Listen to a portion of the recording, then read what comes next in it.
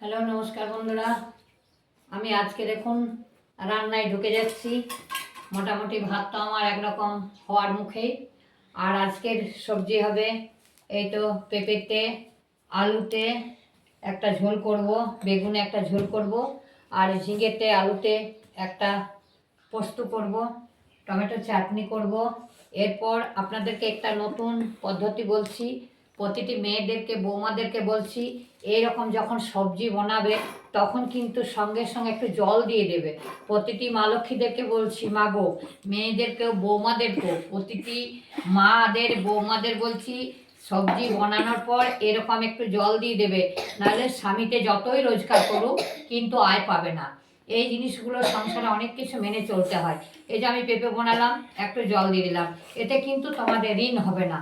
তারপর এই যে আলু তোমরা অনেকে বানাও, অনেকে জানো কি না জানি না, কিন্তু এই যে আলুটা যখন বানাবে এরকমভাবে, তখন এই যে মাঝের যে সিটটা রয়েছে, এই সিটটা কিন্তু এরকমভাবে কেটে ফেলে দেবে, নইলে কিন্তু সুগারের লক্ষণ দেখায়। এই যে আমি যেমন দেখালাম এইভাবে একটুখানি এই যে মাছটা কেটে প্রতিটা আলুর এরকম করে কেটে ফেলে দেবে, তাহলে কিন্তু সুগারটা হয় না। আমরা কিন্তু অনেক জায়গাতে অনেক শুনে এসেছি, দেখে এসেছি, আমরা নিয়মকানুন করি বলে, অনেকটা সচেতন হয়েছি বলে আমাদের এতটা মানে অসুবিধা হয়নি।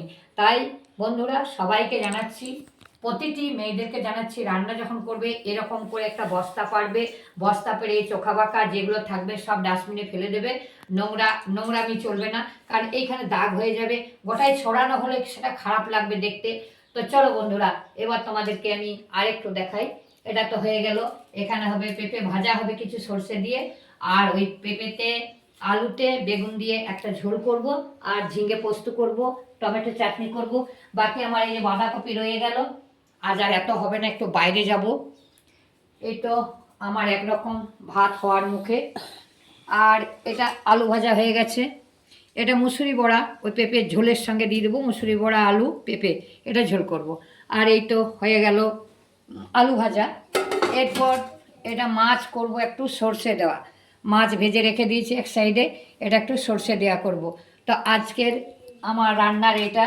আর একটু ওলের টক করবো। তো বন্ধুরা দেখুন কেমন ওল, ওল তো আপনারা সবাই খেয়েছেন, এরকম ডিজাইনের ওল দেখুন। ওলের ওলের দেখুন ঠিক যেন কচ্ছপটা, ওলের ডিজাইনটা দেখুন ঠিক যেন কচ্ছপটা যেন খেতে আসছে।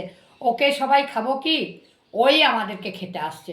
দেখুন বন্ধুরা, তাই এই ওলটা আমি জলে ফেলে দিয়েছিলাম সকাল থেকে, কিন্তু না, মানুষগুলো যেমন গন্ডগোল করে না, ঝগড়া করে না, সেরকম বন্ধুরা একে না মুখে দিলে না কি পিড়পিড় পিড়পিড় পিড়পিড় করবে বন্ধুরা। তার জন্য একে শাস্তি দিলাম, জলে ডুবালাম, এরপর একে রোদে ফেলবো। তো বন্ধুরা ওলটা কেমন আছে দেখুন, খুব গন্ডগোলে কিন্তু। এটা দেখুন মুখটা দেখুন কীরকম, পিঠে বোঝা নিয়ে যাচ্ছে দেখুন কীরকম। এটা দেখুন পুরো ওলটা দেখুন কী ডিজাইনটা। তো এত গন্ডগোলে একে বাদেই দিয়ে দিয়েছিলাম, ওই তোমার সঙ্গে আর কোনো কারবার চলবে না।